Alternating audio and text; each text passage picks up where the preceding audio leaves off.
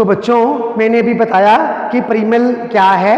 परिमल एक संस्था है जो युवा मित्रों के द्वारा बनाई गई थी। तो इस परिमल के जितने भी सदस्य थे वे एक परिवार के सदस्य की भांति रहते थे। तो बच्चों यहाँ पर दिया हुआ है कि जब हम सब एक पारिवारिक रिश्ते में बंधे जैसे थे। तो जो पारिवारिक होता है बच्चों, मैंने यहाँ पर लिखा पारिवारिक। क्या लिखा मैंने? पारिवारिक। तो बच्चों अगर मैं आपको ये कहूं कि आप इसमें से मूल शब्द व प्रत्यय पृथक कीजिए, तो इसमें मूल शब्द क्या होगा? परिवार इसमें मूल शब्द होगा, तथा इक इसमें क्या है? प्रत्यय है। परिवार जमा इक पारिवारिक। बच्चों मूल शब्द परिवार है, प्रत्यय इक है, लेकिन जब हम इसमें जोड़ते हैं तो ये क्या बन जाता है? ये पारिवारिक बन जाता है। आपको इसे पारिवारिक नहीं लिखना है, आप क्या लिखेंगे? पारिवारिक। तो जो परिमल के सभी सदस्य थे वो क्या थे? पारिवारिक रिश्तों में बंधे हुए थे। और जिनके बड़े कौन थे? फादर कामिल बुल्के। जो एक परिवार था, इस परिवार के बड़े, इस परिवार के मुखिया कौन थे? फादर कामिल बुल्के। हमारी हंसी मजाक में वह निर्लिप्त शामिल रहते थे। हम हंसी मजाक करते, वह हमारे हंसी मजाक में भी शामिल हो जाते थे। तो बच्चों आगे देखिए, वे गंभीर बहस करते, हमारी रचनाओं पर बेबाक राय और सुझाव देते थे। जब भी हमें रचनाएं लिखनी होती वे हमें सुझाव देते, और रचनाओं के संबंध में वे क्या करते थे? हमारे साथ बहसें भी करते थे। हमारे घरों के किसी भी उत्सव और संस्कार में वह बड़े भाई और पुरोहित जैसे खड़े हो हमें अपने आशीषों से भर देते थे। हमारे घर में अगर कोई भी फेस्टिवल होता, कोई उत्सव, कोई सेलिब्रेशन होता, तो वे वहाँ पर आते थे और क्या करते? किस प्रकार आते थे? बड़े भाई के समान आते, पुरोहित के समान वे आते थे। तो हमें आशीषों से, आशीष क्या होता है? आशीर्वाद, हमें आशीर्वादों से भर देते थे।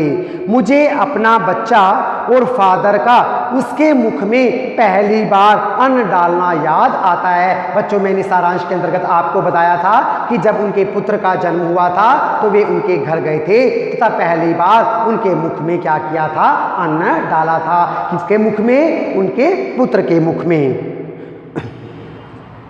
और नीली आंखों की चमक में तैरता वात्सल्य भी, जैसे किसी ऊंचाई पर देवदार की छाया में खड़े हों। हमें ऐसे लगता था कि जैसे हम देवदार की छाया में खड़े हैं। बच्चों जो देवदार का वृक्ष होता है वह बड़ा ऊंचा होता है, लंबा होता है, बड़ा छायादार होता है, फल फूल युक्त होता है, गंध युक्त होता है। उसी प्रकार लेखक को फादर कामिल बुल्के जो हैं देवदार के वृक्ष के समान लगते थे। जिस प्रकार देवदार का वृक्ष हमें छाया भी देता है, हमें फल भी देता है, उसी प्रकार फादर कामिल बुल्के हमारी समय समय पर सहायता करते रहते थे। कहाँ से शुरू करूं? अब क्या कह रहे हैं लेखक कि मैं कहाँ से आरंभ करूं? इलाहाबाद की सड़कों पर फादर की साइकिल चलती दिख रही है। उनके सामने एक दृश्य है। वह कैसा दृश्य है कि जो फादर कामिल बुल्के हैं वो साइकिल पर जा रहे हैं। वह हमारे पास आकर रुकती है। किसके पास? लेखक के पास। वह हमारे पास आकर रुकती है, मुस्कुराते हुए उतरते हैं। देखिए देखिए मैंने उसे पढ़ लिया और मैं कहना चाहता हूँ। तो लेखक क्या कहना चाहते हैं अब उनके बारे में कि उनको क्रोध में कभी नहीं देखा, आवेश में कभी नहीं देखा। कि जो फादर कामिल बुल्के थे वो कभी क्रोध नहीं करते थे, वे कभी आवेश में नहीं आते थे। आवेश में आना, एग्रेसिव हो जाना, तो वे कभी भी आवेश में नहीं आते थे। और ममता तथा प्यार में लबालब छलकता महसूस किया है। क्या कह रहे हैं कि हमने तो उन्हें ममता और प्रेम से लबालब छलकता हुआ पाया है, अर्थात उनके भीतर केवल ममता एवं प्रेम था। अक्सर उन्हें देखकर लगता कि बेल्जियम में इंजीनियरिंग के अंतिम वर्ष में पहुंचकर उनके मन में सन्यासी बनने की इच्छा कैसे जगी। तो बच्चों, लेखक के मन में क्या प्रश्न उठा कि इधर तो ये इंजीनियरिंग कर रहे हैं और इंजीनियरिंग के अंतिम वर्ष में पढ़ रहे हैं, तो एकदम ऐसा क्या हुआ कि जो इनके मन में इंजीनियर बनने की इच्छा पैदा हो गई। और दूसरी ओर क्या बताया गया है कि उनका एक भरा पूरा परिवार था।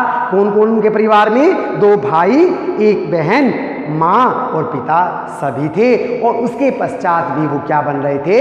सन्यासी बन रहे थे। तो बच्चों, आज हम इतना ही पढ़ेंगे, और शेष अध्याय हम कल की कक्षा में पढ़ेंगे।